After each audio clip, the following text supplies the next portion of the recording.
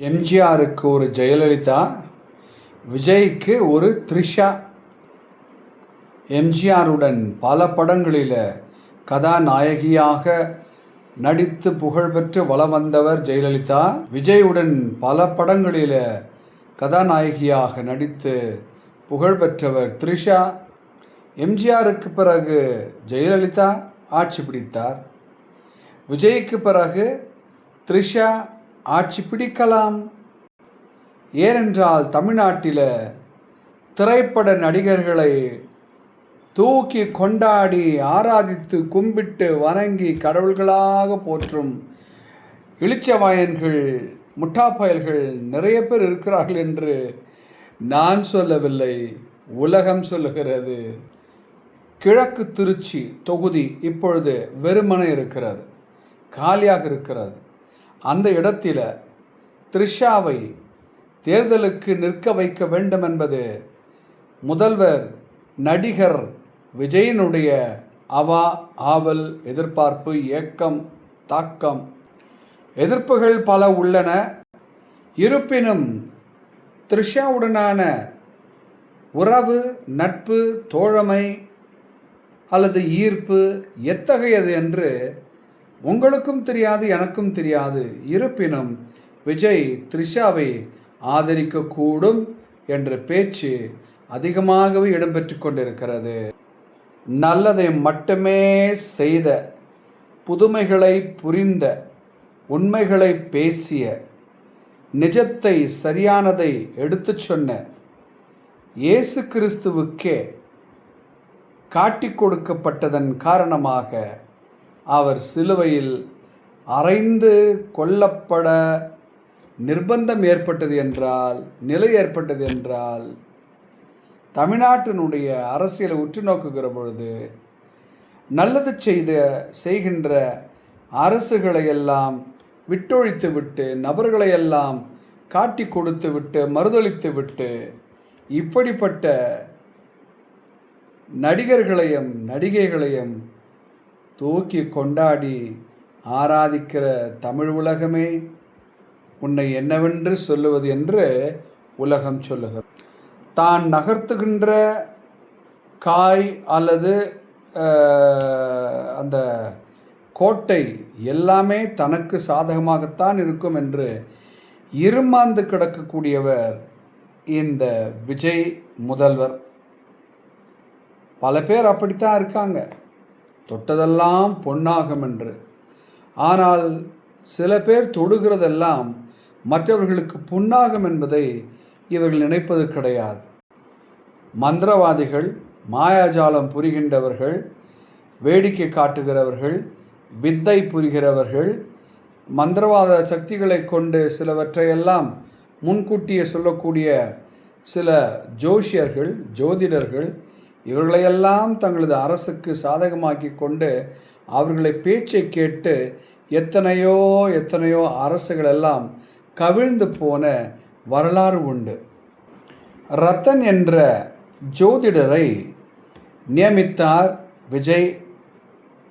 தனது ஆலோசகராக, சிறப்பு பணி தலைவராக, பொறுப்பாளராக, செயலகத்தில் சிறப்பு பணி செய்வதற்காக வேண்டி ஒரு சிறப்பு மனிதரை இவர் நியமித்திருக்கிறார். ரத்தன் வடநாட்டு ஆளாக இருக்கலாமோ என்று எண்ணியிருந்தாலும் கூட இவர் தமிழ்நாட்டிலே வாழ்ந்தவர், பிறந்தவர் என்று சொல்லப்படுகிறது.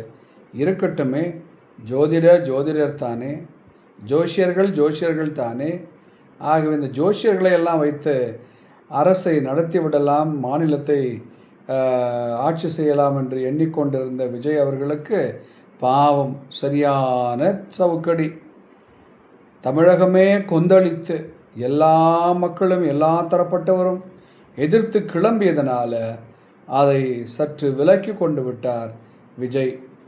இப்பொழுது அவருடைய தோல்வி தொடங்கிவிட்டதோ என்று கூட சில விமர்சகர்கள், அரசியல் விமர்சகர்கள் முன்வைக்கின்றனர் தங்களது கருத்துக்களை.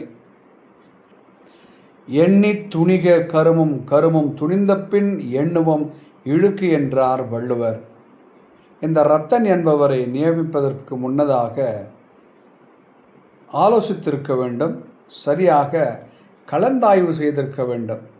ஏனென்றால் இவருடைய அரசவையில் ஒரு முக்கியமான நபராக, பொறுப்புள்ள உயரதிகாரியாக நியமிக்கப்பட வேண்டியவர் எப்படிப்பட்டவராக இருக்க வேண்டும்? ஒரு ஐஏஎஸ்ஸாக இருக்கலாம், அல்லது பெரிய அரசியல்வாதி, அரசியல் மேதையாக இருக்கலாம், அல்லது அரசியல் நுணுக்கங்களை தெரிந்து கொண்டிருக்கக்கூடிய ஒரு மேதாவியாக கூட இருக்கலாம்.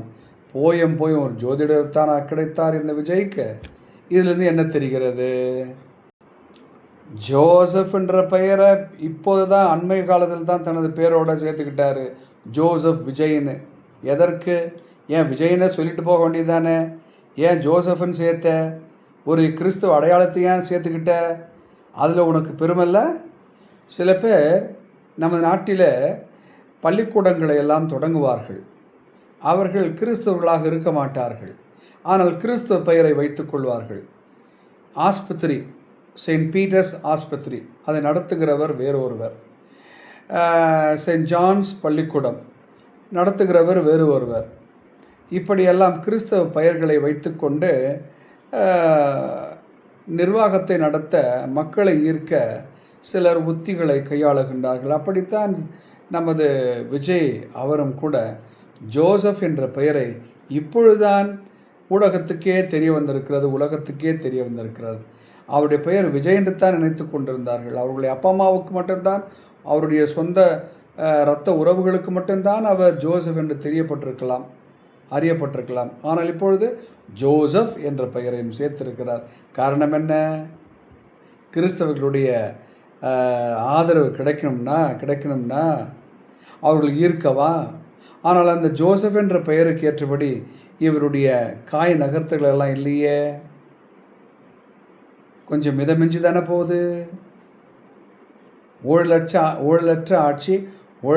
ஆட்சி என்று பெருமையோடு தொடங்கியவர், அதற்கு முன்னதாக தீய சக்தி என்றெல்லாம் வாய்ப்பாடு பாடி ஒரு அற்புதமான அரசை கவிழ்த்து விட்டு மக்கள் முன்னிலையில் தீர்ப்பு சொல்லி ஓட்டை வாங்கி, மிரட்டி வாக்குகளை எல்லாம் வாங்கி, பிள்ளைகளையெல்லாம், சிறு பிள்ளைகளையெல்லாம், வாலிப பிள்ளைகளையெல்லாம் திசை திருப்பி, கவனத்தை ஈர்ப்பி, உணர்ச்சிகளை எல்லாம் வசப்படுத்த வைத்து இப்படி விஜய் முதல்வராகிட்டார் இல்லையா? இனி என்னதான் நடக்க போகுது தெரியல. தமிழக மக்களே, விழித்திருந்து செயல்படுங்கள். எதிர்க்கட்சியினரே, இப்படித்தான் சரியாக நீங்கள் சவுக்கடி கொடுத்தால் அரசு சரியான பாதையில் போகும் என்பது கருத்து.